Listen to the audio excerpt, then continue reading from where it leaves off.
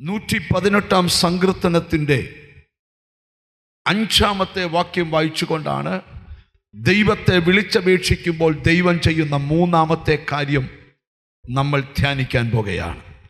ഞെരുക്കത്തിൽ ഞാൻ യഹോവയെ വിളിച്ചപേക്ഷിച്ചു, യഹോവ ഉത്തരമരുളി എന്നെ വിശാല സ്ഥലത്താക്കി. സങ്കീർത്തനക്കാരൻ വെളിപ്പെടുത്തുകയാണ്, വലിയ ഞെരുക്കത്തിൽ കൂടെ പോകേണ്ടായ ഒരു സാഹചര്യം എനിക്കുണ്ടായി. എന്നാൽ ആ ഞെരുക്കത്തിൻ്റെ നടുവിൽ ഇരുന്നു കൊണ്ട് ഞാൻ എൻ്റെ ദൈവത്തെ വിളിച്ചപേക്ഷിച്ചു. എൻ്റെ കർത്താവ് എൻ്റെ ഞെരുക്കത്തെ മാറ്റി എനിക്ക് വലിയ വിശാലത തന്നു. ഹല്ലേലൂയ. ഞാനൊരു ആത്മീക വെളിപ്പാട് നിങ്ങളോട് പറയാം. ഒരു വിശാലതയ്ക്കായി ആഗ്രഹിക്കേണ്ട സമയം അതിക്രമിച്ചിരിക്കുന്നു. ഒരു വിശാലതയ്ക്ക് വേണ്ടി പ്രാർത്ഥിച്ച് തുടങ്ങേണ്ട സമയവും അതിക്രമിച്ചിരിക്കുന്നു. അടുത്തിരിക്കുന്ന ആളെ നോക്കി വെച്ച് പറ, ഒരു വലിയ വിശാലതയ്ക്ക് വേണ്ടി പ്രാർത്ഥിക്കണമെന്ന് പറ. ഹല്ലേലൂയ. ഈ സെക്ഷനകത്ത് ദൈവത്തിൻ്റെ ആത്മാവ് ചെയ്യാൻ പോകുന്ന ഒരു പ്രവൃത്തി, ചില ഞെരുക്കങ്ങൾ നിന്റെ ജീവിതത്തിൽ നിന്ന് അഴിഞ്ഞു മാറുകയും നീ എന്താഗ്രഹിച്ചോ അതുമാതിരി ഒരു വിശാലത നിന്റെ കുടുംബത്തിനകത്ത് വെളിപ്പെടുത്തുവാൻ കർത്താവ് ആഗ്രഹിക്കുകയാണ്. 4-ാം സങ്കീർത്തനം ചമച്ചത് ദാവീദാണ്. ദാവീദ് 4-ാം സങ്കീർത്തനത്തിൽ എഴുതിയിരിക്കുക, എൻ്റെ നീതിയായ ദൈവമേ, ഞാൻ വിളിക്കുമ്പോൾ ഉത്തരമരുളണമേ. ഞാൻ ഞെരുക്കത്തിലിരുന്നു, എന്നാൽ നീ എന്നെ വിശാലതയിലേക്ക് കൊണ്ടുവന്നിരിക്കുന്നു. സ്തോത്രം. ഞെരുക്കത്തിലിരിക്കുന്നൊരു കാലമുണ്ടെങ്കിൽ വിശാലത പ്രാപിക്കുന്നൊരു കാലവുമുണ്ട്. ചിലരുടെ ആത്മീക ജീവിതം വല്ലാതെ ഞെരുങ്ങി അമരുന്നു. ചിലരുടെ ശാരീരിക മേഖലകൾ വല്ലാതെ ഞെരുങ്ങി അമരുന്നു.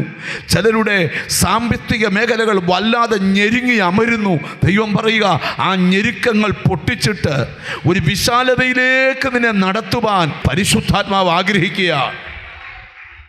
ഞാനൊരു വെളിപ്പാട് കണ്ടുകൊണ്ടായിരുന്നു, ദൂതെടുക്കുന്ന സകല മേഖലകളിലും ഒരു വിശാലത വെളിപ്പെടാൻ പോകുകയാണ്.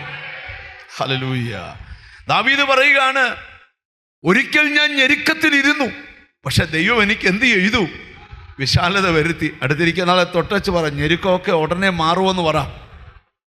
ഓ ഹല്ലേലൂയ. ചിന്തിക്കാത്തതും പ്രതീക്ഷിക്കാത്തതുമായ വഴികൾ നിനക്ക് തുറന്നു തന്ന് നിന്നെ ഞെരുക്കി അമർത്തി ഒതുക്കി വെക്കുന്ന ശക്തികളുടെ വലയങ്ങളിൽ നിന്ന് നിന്നെ പുറത്തെടുത്ത് നിന്റെ ലൈഫ് ഒരു വിശാലതയിൽ എത്തിക്കുവാൻ ഈ ആരാധനയിൽ പരിശുദ്ധാത്മാവ് വെമ്പൽ കൊള്ളുകയാണ്. സ്തോത്രം, സ്തോത്രം. പ്രിയ ദൈവമക്കളെ, നിങ്ങൾ ഇങ്ങോട്ട് ശ്രദ്ധിച്ചിരിക്കണം. ഒരു വിശാലത ആത്മക്കണ്ണുകളിലൂടെ നിങ്ങൾ കാണണം.